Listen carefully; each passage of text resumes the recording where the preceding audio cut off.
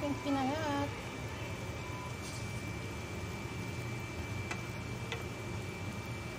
Napaka-creamy o dahil sa sampalok.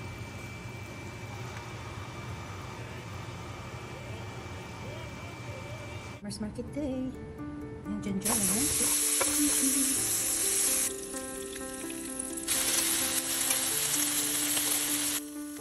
Ang ating sarap na breakfast.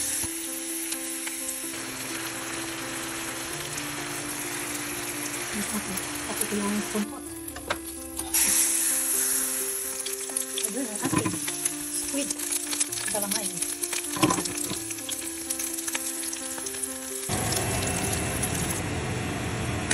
My fruit salad. How does it curry salad? 2 minutes. Perfect ang pagkaluto. Baked whiting fillet. Ayun. Successful ang ating bitso. So ito siya, bulburan mo lang siya ng brown sugar or white sugar after siya maluto. Ganyan lang siya kabilis. Ito kasi ang unang bitso na alam ko. Kasi dati sa amin madaming nagtitinda ng ganito. Lalo na yung mga maraming tanim na kasawa. So most of the time, ang bitso sa amin sa Cebu ay gawa sa kasawa. So ito na nga yun. Bitso ni Mrs. G. Cebuano version. Cebu version. You. Happy birthday to you. Hello lovelies, happy Saturday. Welcome back to my kusina, Mrs. G's Kusina. And for today's video ay gagawa ko ng inununan or pinangat. Pinangat sa sampalok. So meron tayong sampalok, ayan, nalinis ko na, nagadgad, nahiwa-hiwa. Tapos meron tayong hipon. Tapos may talong, luya, ampalaya, bawang, at saka jalapeno pepper. Sige, start na tayo. First, ilagay natin ang ating sampalok. Para siyang banig sa pan. And then, talong. Talong, sili, luya, ihuli ko na yung ampalaya kasi mabilis maluto. And then bawang, buhay bawang, and then ang ating, syempre ang star ng ating luto.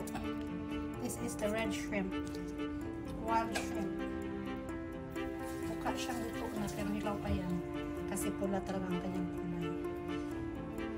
And then magdagdag na tayo ng pampalasa. Paminta,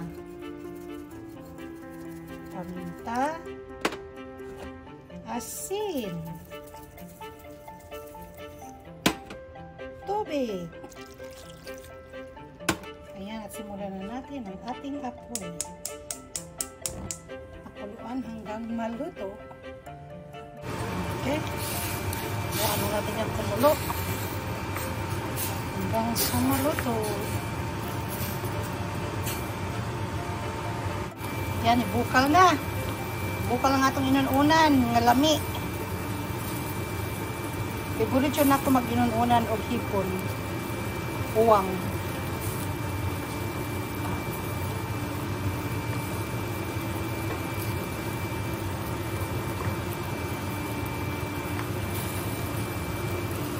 Dali na kayong maluto ang inununan. Pagutom ka na, tapos gusto mo kumain ka agad, magluto ka ng pinaksiw, pinangat o inununan. Maraming luya, grabe ang sarap. Yan na ang ang sampalok. Gagawin ko sana candy at sampalok, nilagay ko na lang dito.